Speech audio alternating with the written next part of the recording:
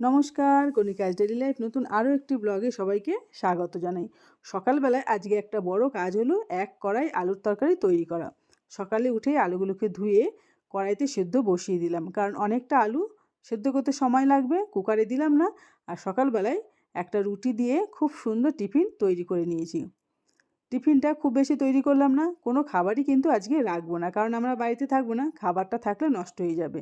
আর এই রুটির ভেতরে দেখুন চিজ আর আলু ভাজা দিয়ে খুব সুন্দর একটা টিফিন তৈরি করে নিয়েছি। অনেকটা পরিমাণে চিজ ফ্রিজে পড়েছিল অনেকদিন ধরেই, সেটাকে আজকে শেষ করে দিলাম, কারণ ফ্রিজটা বন্ধ থাকবে, না হলে চিজটা নষ্ট হয়ে যাবে।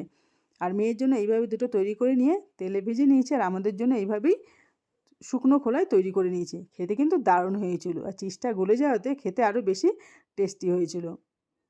কোনো খাবারই আজকে আর বেশি তৈরি করব না, একটু কম হবে তাও ভালো। দেখুন সকালবেলায় আলুগুলোকে সেদ্ধ করে নিয়েছি, সেগুলোকে খোসা ছাড়িয়ে কর্তা আর আমি মিলে দুজনে রান্না করতে শুরু করে দিলাম।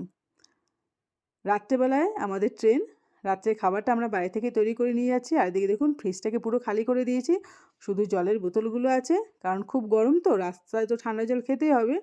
আর ফ্রিজটার ভেতরে দেখুন কোনো বরফ জমে নেই, সব কিছু বাইরে পরিষ্কার করে একদম রেখে দিয়েছি। এবার দুপুরে খাবার তৈরি করে নিয়েছি, ডাল, আলু ভাজা আর আলুর দম। আলু ভাজা আর ডাল দিয়ে খেয়ে নেব, আর সামান্য একটু আলুর দম আমরা বাড়িতে খেয়ে নেব, আর পুরোটাই কিন্তু টিফিনের জন্য নিয়ে যাব।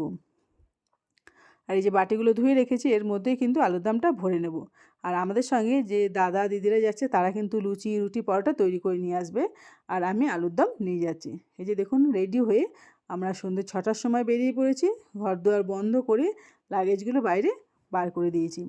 বেড়াতে যাব বলে অনেক দিন ধরেই আমরা অপেক্ষা করছিলাম, অবশেষে সেই দিনটি চলে এলো। বেশ মজাই হচ্ছিল। আমরা একটু ঠান্ডার জায়গায় ঘুরতে যাচ্ছি, কালিম্পং। এই সময় অল্প অল্প ঠান্ডা। এই দেখুন আমরা শিয়ালদা স্টেশনে চলে এলাম, লাগেজপত্র দাঁড় করিয়ে আমরা একটু ওয়েট করছি সেই দাদা দিদিদের জন্য। তারপর এখানে আমরা সন্ধ্যেবেলা টিফিনটা খেয়ে নিয়ে ট্রেনে উঠব। এই যে ট্রেনে উঠে গেছি, সবাই বেশ মজা করছে।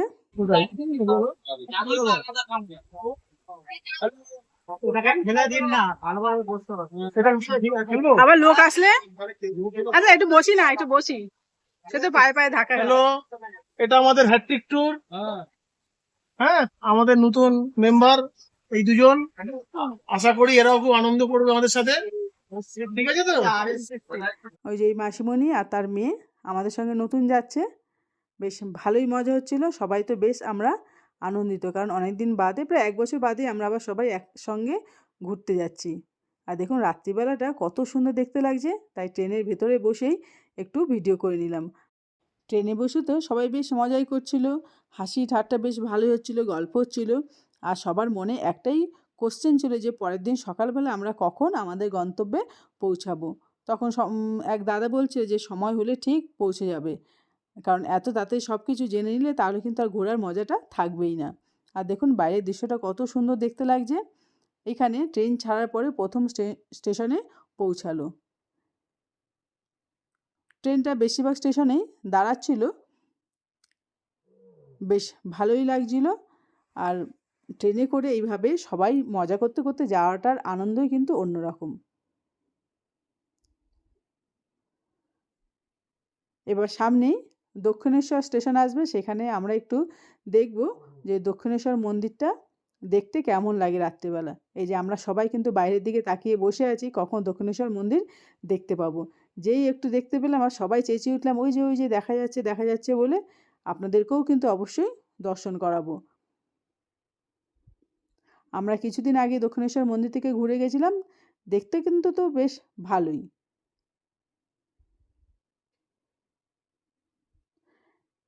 এই যে এখান থেকে শুরু হয়ে গেল দক্ষিণেশ্বর মন্দির, এর ভেতর থেকে হেঁটে যেতে হয়।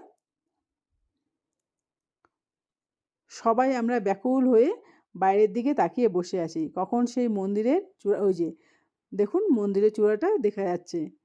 খুব সুন্দর দেখতে লাগছে রাত্রিবেলা, লাইট জ্বলছে না কিন্তু খুব সুন্দর দেখতে লাগছে। দেখুন কত সুন্দর দেখতে লাগছে, সেই ব্রিজের উপর দিয়ে আমরা চলে যাচ্ছি।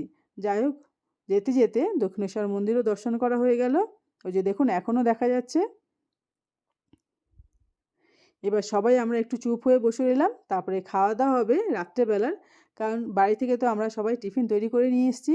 এবার এই যে মাসিমণি পান খাচ্ছে, উনি বেশ পানের একটা সুন্দর প্যাকেট সাজিয়ে নিয়ে এসেছে, সব রকম পান ওনার কাছে আছে, সব রকম মশলা দিয়ে উনি বেশ পান খাচ্ছে, জর্দা, তারপরে চবনবাহার, এই যে কত সুন্দরভাবে পানটা সাজিয়ে খাচ্ছে, বেশ ভালোই লাগছিল দেখতে। এই পান খাওয়া নিয়ে কিন্তু অনেক গল্প হয়ে গেছে, সবাই আমরা অনেক হাসি ঠাট্টা করলাম, বেশ ভালোই লাগছিল। এই যে আমি এখানে বসে আছি, তারপরে এই যে দেখুন একজন চা নিয়ে এসছে চা খাবে বলে, আর ট্রেনের চা তো খেতে একদমই ভালো লাগে না, আমরা কেউ খাইনি ট্রেনের চা, কারণ আমরা স্টেশন থেকে খেয়ে উঠেছি, আর এই ট্রেনের চা খাওয়ার থেকে না খাওয়াই ভালো। তারপরে আমাদের রাত্রের খাবার শুরু হয়ে গেল, এই যে লুচি পড়লো পাতে, তারপরে পনিরের তরকারি আর আলুর দম, সবাই বেশ ভাগযোগ করে খাওয়া শুরু করে দিলাম। এইভাবে খাওয়ার আনন্দটাই কিন্তু অন্যরকম। বেড়াতে গেলে এই যে খাওয়া দাওয়া, হাসি ঠাট্টা তামাশা, এটাই কিন্তু সারা বছর ধরে চলতে থাকে। সবসময় আমরা বলতে থাকি এরম হয়েছে, ওরম হয়েছে, এই কথাটা বলেছিল, ও কথাটা বলেছিল, সেটা নিয়েই কিন্তু আমরা এই পুরো একটা বছর আমরা হাসতে থাকি। দেখুন কত সুন্দর দেখতে লাগছে, সবাই খাওয়ার জন্য প্লেটটা বাড়িয়ে দিয়েছে, আর সবাইকে এই দিদি তরকারি পরিবেশন করে দিচ্ছে। এই যে কর্তামশাইয়ের প্লেট, এখানে আমি আর কর্তামশাই নিয়ে নিয়েছি, আর খেতে খেতে বাইরের দৃশ্যটাও আপনাদেরকে আরেকবার দেখিয়ে দিচ্ছি। তারপরে আমরা দেখতে পাবো ফারাক্কা ড্যাম, কিন্তু ঠিকভাবে আমরা দেখতে পাইনি, ওই যে ড্যামের পাশ দিয়ে যাচ্ছি সেটাই একটুখানি ভিডিও করেছি, কারণ রাত্রেবেলা তো ঘুমিয়ে পড়েছিলাম, কখন যে এই ফারাক্কা ড্যামের সামনে চলে এসছে আমরা বুঝতেই পারিনি, তাও যতটুকু সম্ভব আপনাদের সঙ্গে শেয়ার করলাম। তাহলে বন্ধুরা, ভিডিওটা আমি এখানেই শেষ করলাম, পরের দিন আবার আপনাদের সঙ্গে নতুন একটি ভিডিও নিয়ে হাজির হব। সবাই ভালো থাকবেন, সুস্থ থাকবেন, সাবধানে থাকবেন, আর ভিডিওটি ভালো লাগলে অবশ্যই কিন্তু লাইক করবেন, কমেন্টস করবেন। সবাই ভালো থাকবেন, সুস্থ থাকবেন।